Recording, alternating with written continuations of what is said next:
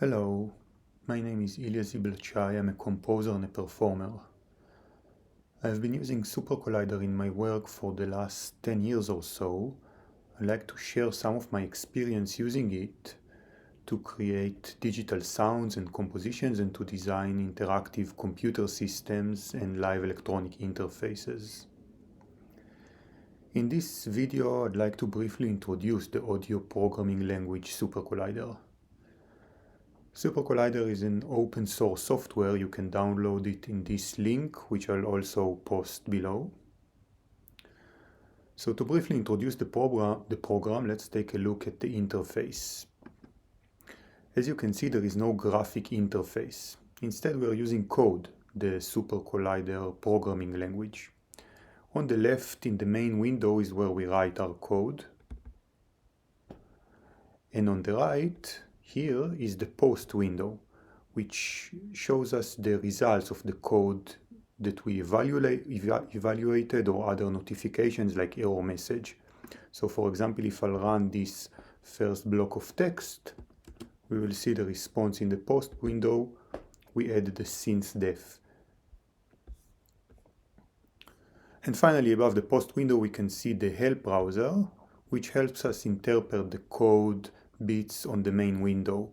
So for example, if I want to have some help about the synth-def class definition, I can open it here and I can see the class and I can see its arguments and its default values, saying for example, the free verb. Even though we have to know a bit of code in order to control SuperCollider, the focus of this video is to demonstrate that it is not a very difficult task. In fact, it can be a very creative way of making music, even if we have no previous experience with coding.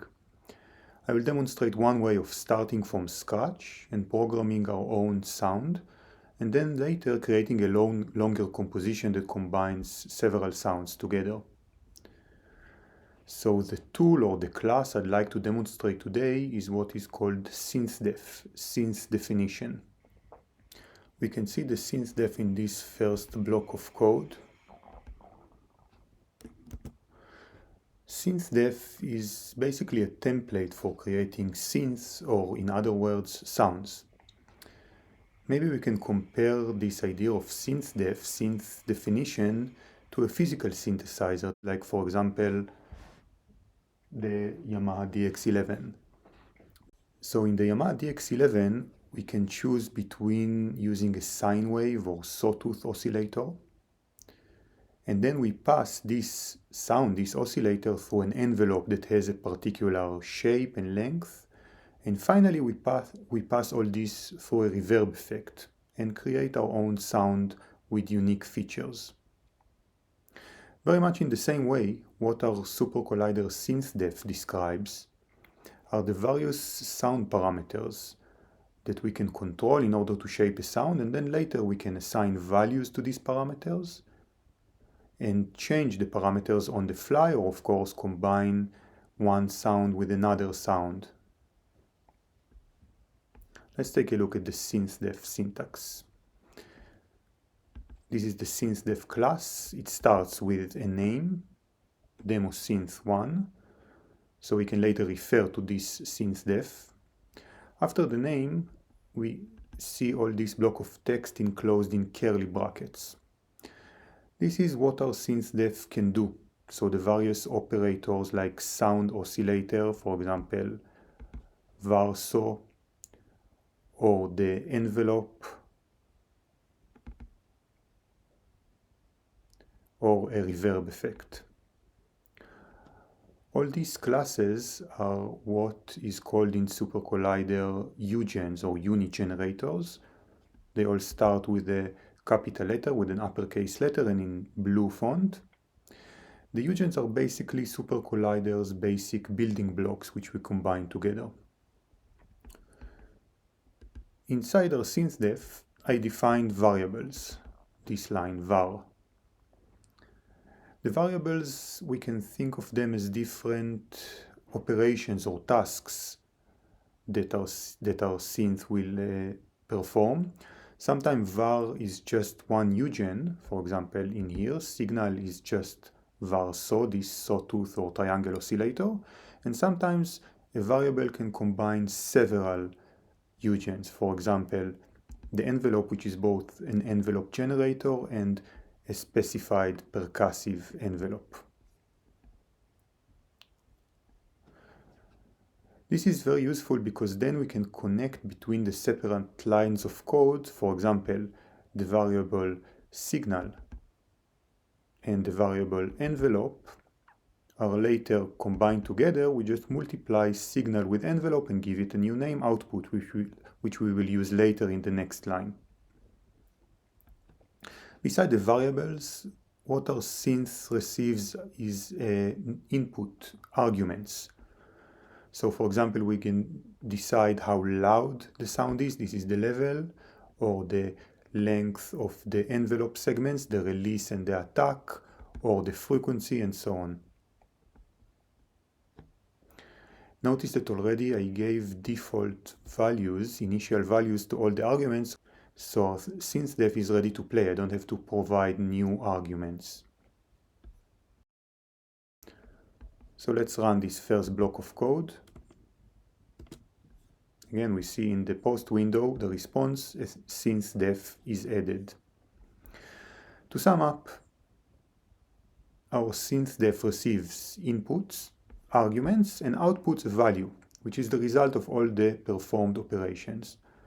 Notice the very last line of code in our SynthDef is the out eugen, the output, which basically plays the sound through our computer output, so our computer speakers or headphones or whatever we are using. Even though I've already evaluated the SynthDef, we saw the response in the post window, we cannot hear anything yet. In order to play the SynthDef or to play a sound, we have to create a synth based on our synth definition. I'm using the same name, demosynth1,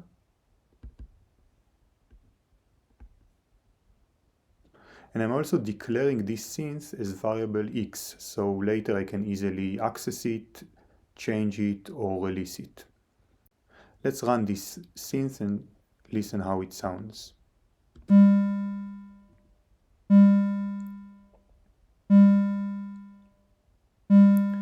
What we hear is the var saw oscillator with the initial frequency, which was 200 Hz, passing through an envelope with a short attack and a pretty long tail, more than 1 second, 1.2 seconds. And the envelope is triggered every 2 seconds, and so on, according to how we designed our SynthDef. Now we can, of course, tweak the values of this synth or sound and change the sound. For example, I want a higher frequency of 500 Hz.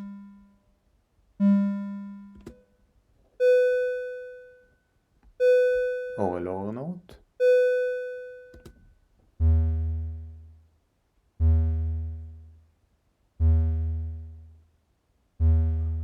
Let's tweak the envelope segments. A shorter release.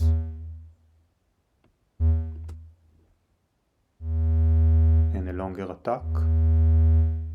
You can of course also change several parameters simultaneously.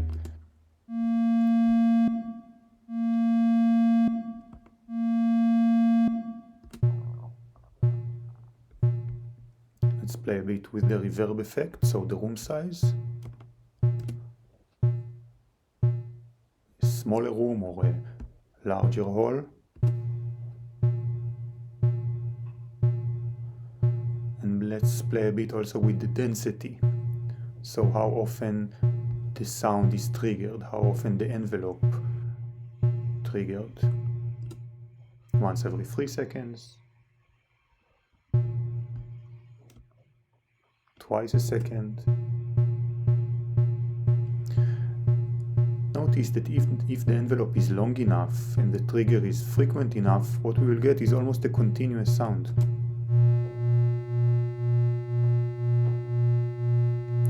And finally, of course, we can free the synth, stop the sound. Notice that the synth def, the synth definition, still exists. We can still start a new synth with the default values and free it. I want to demonstrate now another example, a bit more elaborate. What I will do is expand our synth def into 10 oscillators running in parallel, each with a different random frequency revolving around a center frequency. Let's take a look at this next synth def, demo synth 2. So it is completely similar to the previous example.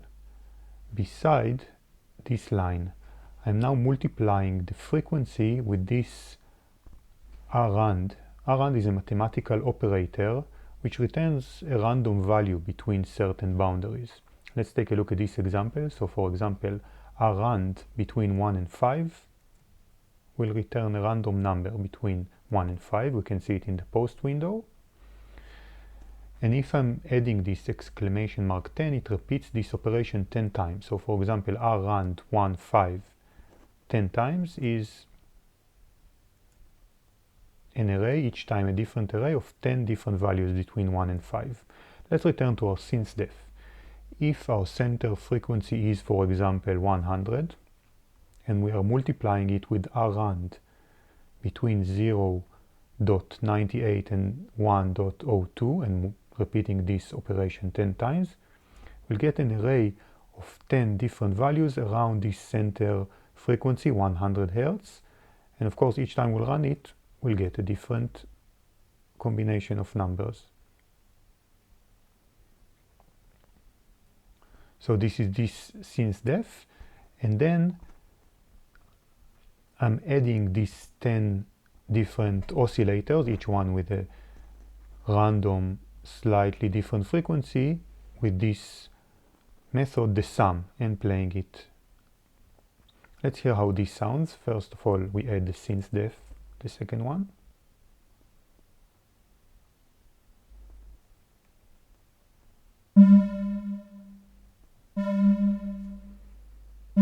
We hear a more rich sound, and of course we can tweak the values as before. So center frequency is 80 or 440, and we hear a rich sound around this center frequency, and of course we can free it. Notice the difference between this synth and the previous one that used only one oscillator, one frequency.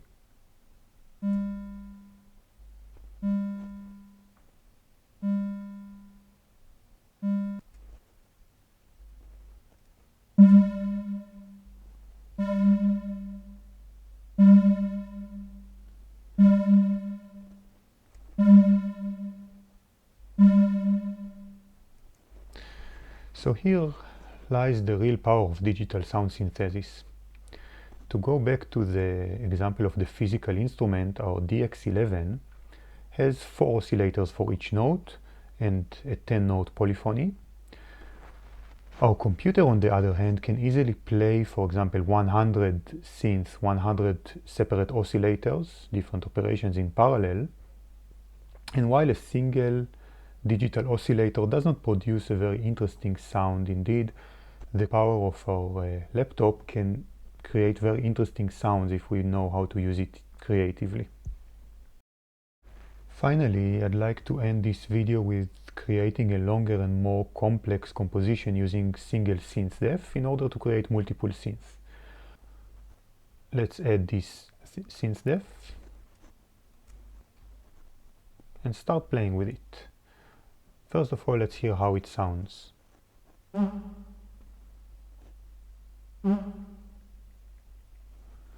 For this last example, I recommend using headphones so you can properly hear how the sound plays in different positions in the stereo field.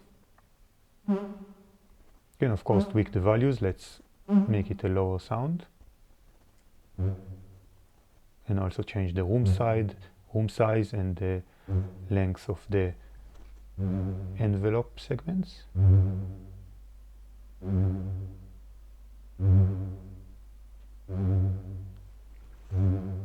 Now, without changing this sound, I want to create another synth based on the same synth definition.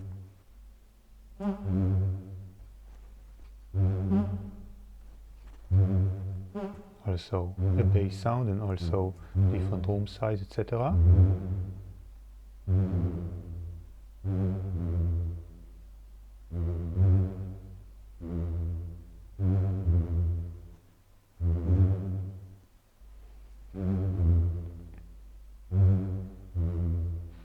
Let's add another synth. Notice how a new synth always starts with the default value. So for example, 200 Hz frequency and so on, our initial sound. And after we start it, we can start changing, tweaking the arguments. Let's make this a higher sound, way less frequent, give some vibrato and a bit softer.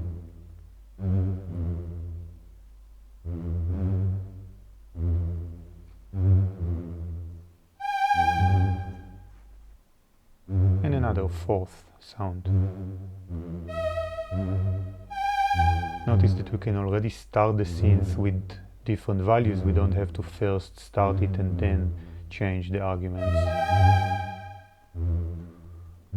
Finally, two last synths with even higher frequencies.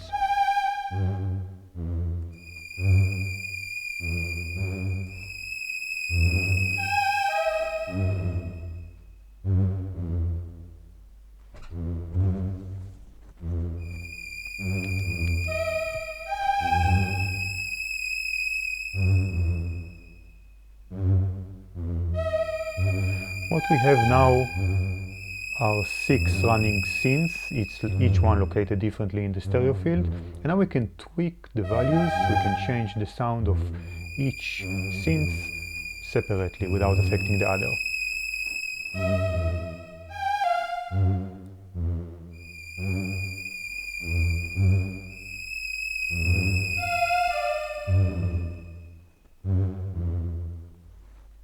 Let's change the high frequencies.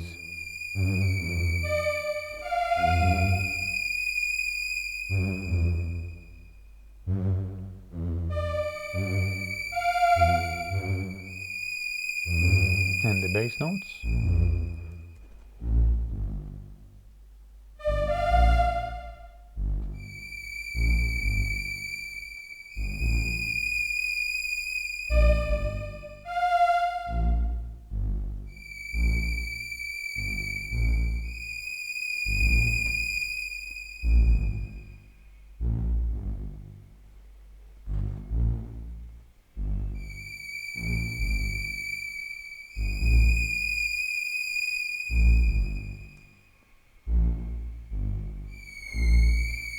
A bit of vibrato and a larger room size.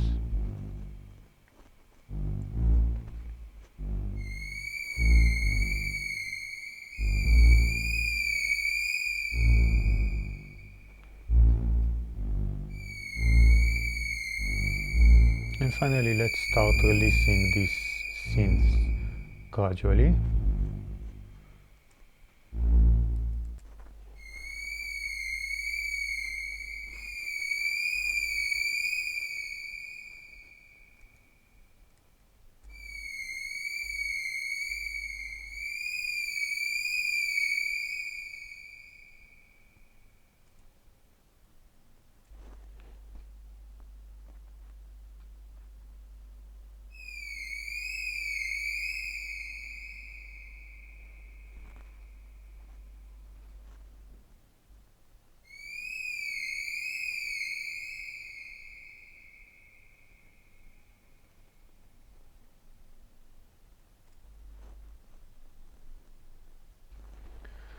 So that's it. I hope you enjoyed this brief demonstration of SuperCollider.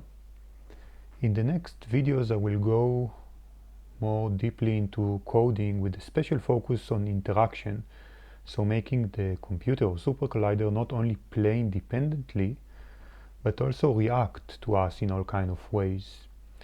Feel free to contact me if you have any questions, and hoping to see you in the next videos.